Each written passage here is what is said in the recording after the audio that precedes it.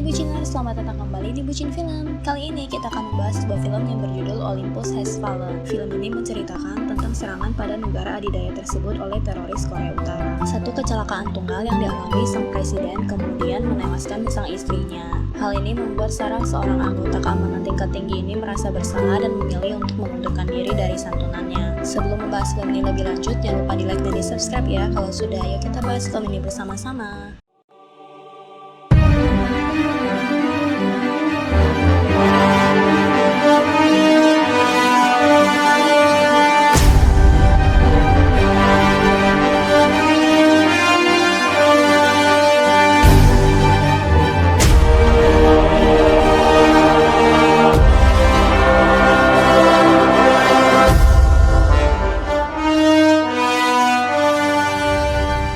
Film dimulai dengan adegan Mike Benning sedang melakukan boxing dengan presidennya. Mike sedang suruh orang menyiapkan mobil untuk presiden dan istrinya. Mereka akan ke acara penggalangan dana saat malam Natal. Malam itu salju sangat lebat. Tiba-tiba mobil yang ditumpangi presiden menabrak. Mobil mereka menabrak pembatas sungai. Mike berhasil menyelamatkan presiden, namun istrinya tak tertolong. Karena seatbelt dan pintu mobil arah istrinya macet dan tidak bisa dibuka. 18 bulan kemudian, Mike sedang menjalani aktivitas paginya seperti biasa. Mike mengobrol dengan temannya Jacob dan mereka dihampiri oleh teman Mike dan memperkenalkan teman barunya. Mike bilang dia ingin kembali bekerja. Jacob bilang pada saat malam itu apa yang Mike lakukan benar, bahkan presiden tidak menyalahkannya. Dia hanya tak ingin melihat Mike dan mengingat kejadian itu setiap hari. Mike terus teringat tentang kejadian malam itu. Ketua DPR bilang Menteri Lee ingin presiden mengeluarkan pernyataan bersama, mengancam aksi militer agar Korea Utara mundur dari perbatasan dan menghentikan uji coba rudal mereka. Presiden bilang dia ingin menghindari perang. Terlihat ada orang penting dari Korea datang dan dikawal oleh banyak polisi. Sepertinya itu adalah Menteri Lee.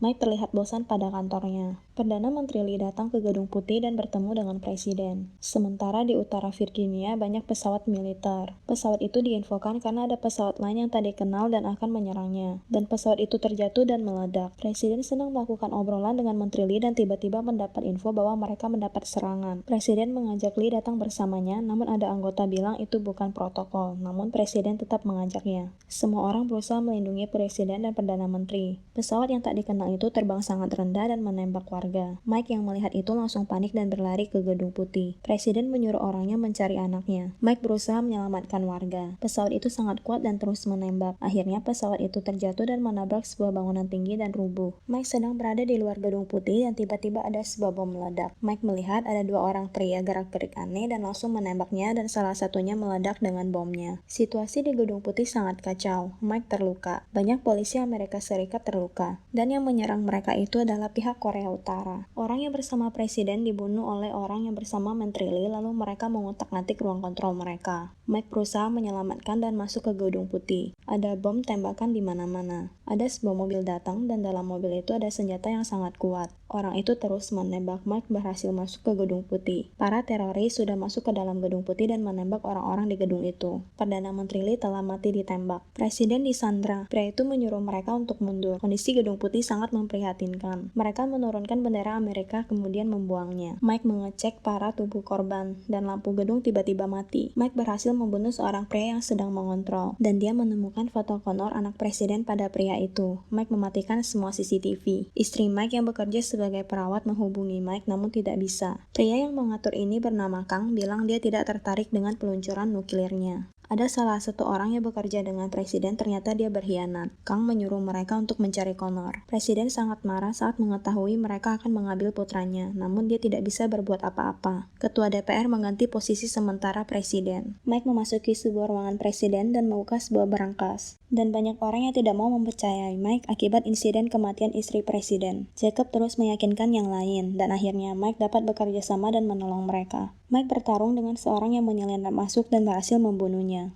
Kang menyuruh menarik armada ke-7 dari Laut Jepang dan tarik semua pasukan Amerika dari zona di MZ. Jika tidak, dan mereka mencoba operasi apapun untuk merebut gedungnya, mereka semua akan mati dan waktunya sampai fajar. Salah satu tim keamanan yang bersama presiden memberikan sebuah kode karena jika tidak dia akan membunuhnya. Mike bertemu dengan seorang yang mempunyai tato pada belakang kupingnya. Mike bilang mereka terlatih dan mereka sangat hebat. Ketua DPR memberitahu sebuah kode Cerberus adalah protokol militer yang sangat rahasia. Sistem otomatis A3 dalam hal peluncuran nuklir. Itu adalah salah satunya kode untuk menghentikan nuklir. Mike menyuruh untuk mengganti kodenya namun tidak bisa. Cerberus telah dirancang dengan sistem isolasi pertahanan diri total. Satu-satunya cara untuk mengubah kodenya adalah langsung di komputer itu sendiri, yang mana ada di dalam bunker presiden. Ketua DPR bilang presiden bisa bertahan sebisa mungkin, namun beda cerita kalau mereka menemukan Connor. Mike disuruh untuk membawa dan mencari Connor. Mike tertangkap di CCTV. Kang bertanya kepada Forbes apakah mereka perlu mengkhawatirkan tentang Mike, dan Forbes bilang tidak. Mike berhasil menemukan Connor. Mereka menembak pada tembok di mana Connor dan Mike bersembunyi. Mike dan Connor berhasil keluar dari tembok itu. Mike akan mengeluarkan Connor dan menyuruh pasukan untuk menunggu di mana Connor akan keluar. Teroris itu menemukan Connor, namun Mike dengan cepat langsung menyerangnya. Tim penyelamat sedang menjemput Connor. Mereka berhasil menyelamatkan dan mengamankan Connor. Mike menangkap dua teroris itu lalu membunuh salah satunya. Mike menanyakan siapa nama kepala mereka, dan nama pria itu adalah Yon Sak Kang, kepala KUF. Dia adalah teroris yang paling dicari di dunia. Dia dibawa dari DMZ saat kecil setelah ayahnya dieksekusi kejahatan melawan negara Korea Utara. Dan saat mereka melintasi perbatasan, ibunya tewas oleh ranjau darat Amerika. Tiba-tiba Kang berbicara dengan Mike. Kang menyuruh orangnya membunuh Mike. Menteri Mac Miller diminta kode Cerberusnya, namun dia tidak memberitahu itu. Lalu dia dipukul dan presiden menyuruhnya untuk memberitahunya. Dan kode kedua Cerberus telah dibuka. Mike bertemu dengan rekannya, tapi ternyata ini adalah orang yang berkhianat. Mike langsung menghajar rekannya itu saat mengetahui ada hal yang aneh. Mike berhasil menusuk Dave. Mike menyuruh Dave bilang bahwa Mike telah mati dan mereka akan menyelamatkan presiden. Dan Dave menyetujui itu. Lalu Dave langsung dibunuh oleh Mike. Terlihat banyak pesawat mendatangi gedung putih yang disuruh oleh ketua DPR. Namun Mike menyuruh mereka menghentikan itu karena mereka merancang Hydra. Namun mereka tetap tidak menghentikannya. Dan saat itu juga teroris itu mendatangi tempat di mana Mike berada dan Mike langsung menembak mereka. Pesawat itu diserang dan beberapa pesawat telah terjatuh dan meledak. Pesawat itu terjatuh dan menyebabkan ledakan pada gedung putih. Ketua DPR terlihat gelisah dan tidak ada jalan lagi. Kang menembak salah satu orang dengan presiden. Kang bilang presidenlah selanjutnya. Mereka sisa waktu 1 jam dan Kang menyuruh mereka untuk menyiapkan sebuah helikopter di halaman utara. Mike terluka akibat ledakan tadi, tapi dia berusaha untuk bangkit. Kepala staf Angkatan Darat menyuruh Mike untuk mundur, namun Mike tidak mau, dan Mike bilang dia tidak bekerja untuknya. Mike menyuruh jangan memberikan apa yang mereka minta. Mike menelpon istrinya dan saling menanyakan kabar. Mike menghubungi Kang. Mike bilang tak ada lagi eksekusi televisi dan tak ada lagi helikopter. Kang bilang dia akan mengeluarkan presiden dengan utuh nanti. Namun Mike bilang karena apapun yang telah Kang capai, Kang tak akan hidup untuk melihatnya. Kang menyuruh untuk mematikan teleponnya. Mike bilang dia di sana untuk tinggal. Mike bilang Kang akan mati di sana sendirian, jauh dari dunia. Mike mengunci akses video Kang. Kang menyuruh orangnya membawa salah satu sandera. Itu adalah Menteri Milan. Mike yang melihat Kang mau menembak Milan, Mike langsung menembaknya. Milan berhasil diselamatkan dan diamankan. Ketua DPR bilang waktu mereka habis dan mereka minta mengirimi helikopter. Dan Ketua DPR bilang tarik armada ke-7 lalu tarik pasukan dari DMZ. Di TV memberitakan tentang apa yang disuruh DPR. Mereka menutup beberapa sandera dengan kain hitam dan dirantai. Ketua DPR menyuruh untuk keluarkan Kang dan presiden di tempat terbuka dan melakukan tembakan terbaiknya. Helikopter sampai di gedung putih. Para sandera keluar dari gedung dan semuanya ditutup oleh kain sehingga agak sulit untuk melihat presiden yang mana. Dan helikopter itu meledak saat baru diterbangkan. Mereka semua mengira presiden telah mati. Mike yang melihat kejadian itu sangat kaget. Mike mendapat kabar bahwa presiden ada dalam helikopter itu, dan Kang melakukan bunuh diri dengan sandera lainnya. Mike percaya bahwa Kang masih ada di dalam bunker. Kang memborgol tangan presiden dan membuka Cerberus presiden. Kang bilang negara Amerika akan menjadi dingin gurun nuklir yang gelap. Mereka akan meledakkan nuklirnya dalam silo, dan semuanya akan meledak. Saat mereka hendak keluar, mereka bertemu dengan Mike. Mike langsung menembak mereka, namun presiden tertembak. Mike dan Kang terus bertarung. Waktu sisa 3 menit, dan rudal akan meledak. Mike yang hampir dihabisi oleh Kang berhasil membunuh Kang. Mike berusaha mematikan Cerberus, dan Mike berhasil menonaktifkan Cerberus itu. Mike juga berhasil menyelamatkan presiden. Mike bertemu dengan istrinya lagi, mereka kembali menaikkan bendera Amerika lagi. Presiden melakukan konferensi pers dan mengucapkan duka cita terhadap korban, dan dia akan membangun Amerika lagi. Dan film pun berakhir. Bagaimana menurut Buciners? Apakah kalian suka dengan film ini? Sampai di sini dulu ya review filmnya. Jangan lupa di like dan di subscribe dan aktifkan lonceng dan komen untuk mendapatkan update review film baru dari Bucin Film. Jangan lupa share ke teman-teman kalian agar channel ini dapat terus berkembang dan membahas film seru lainnya. See you next video. Thank you.